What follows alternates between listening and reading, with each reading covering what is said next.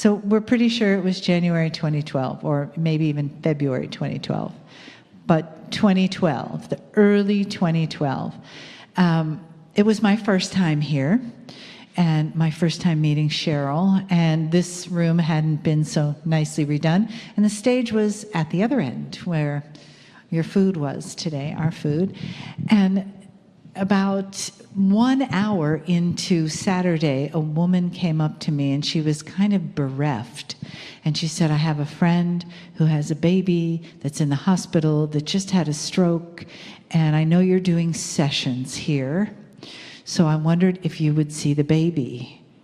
And I have done a lot of cranial sacral work on new moms and babies, postpartum moms and infants, newborns, but never one that had a stroke. I didn't know what was going on with it. This was all secondhand through this woman. And I said, Spirit, what do you want me to do? And what I heard was, have her call you. So I said that, have her call me.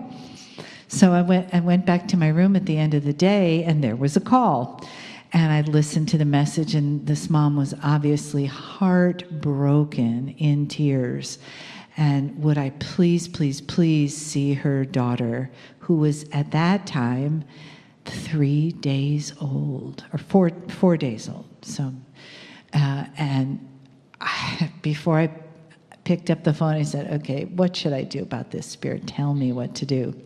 So what I heard was, have her bring the baby here. So this is like, for those of you who have been on the journey home in the book, and you have the map of now, you are here, right? You're no place else but here. You're not out there. So that's what my instructions were. One little moment at a time. So, all right, have her bring the baby here. So I called her, and she was so grateful, and she was crying and I was crying. And so the next day I had her come, and so the husband, the mom and the dad and the little baby, and you could tell that they were just holding it together, just holding it together. The mom had a scheduled C-section.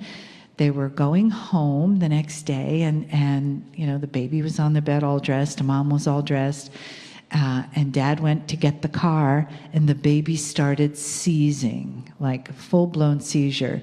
And there was nobody in the room but the mom and the baby, and she started hollering, and the nurse hollered for a doctor, and they grab the baby and leave. And you don't know.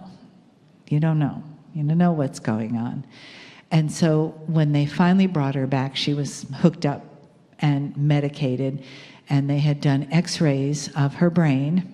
They had done a CAT scan, and right here at the base of her brain on both sides were these dark spots, and tiny baby, big dark spots. So, worst case scenario was dead. That part around the brainstem was dead.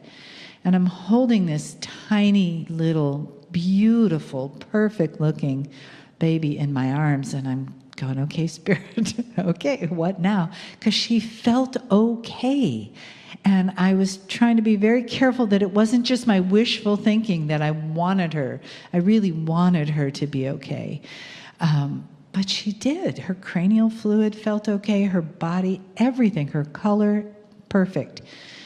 So I said, okay, what now? And so these people don't know me. They don't know anything about Kryon. They don't know anything. They know one woman in this room that started this whole process, and they were desperate.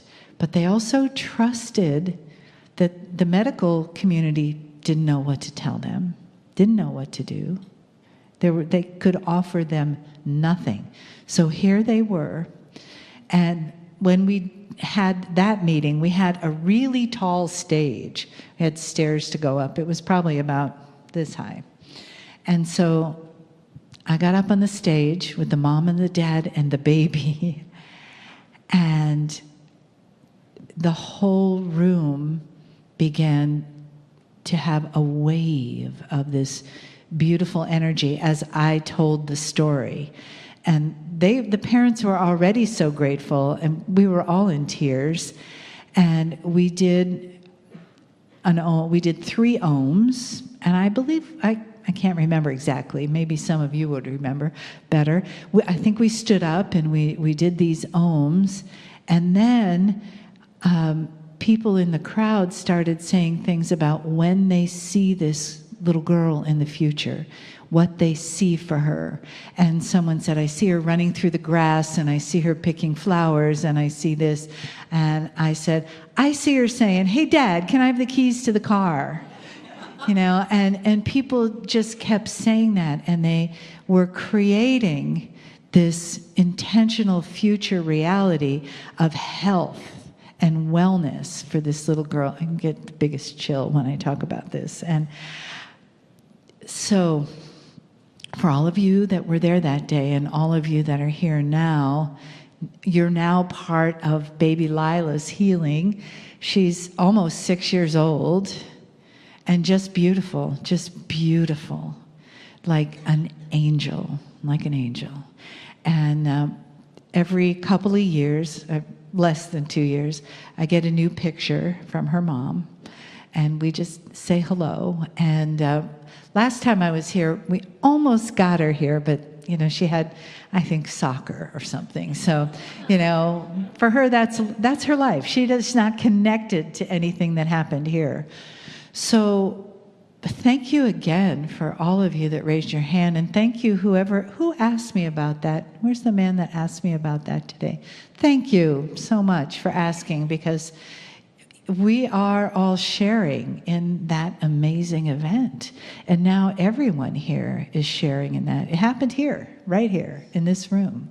And that's the power of intention, collective intention.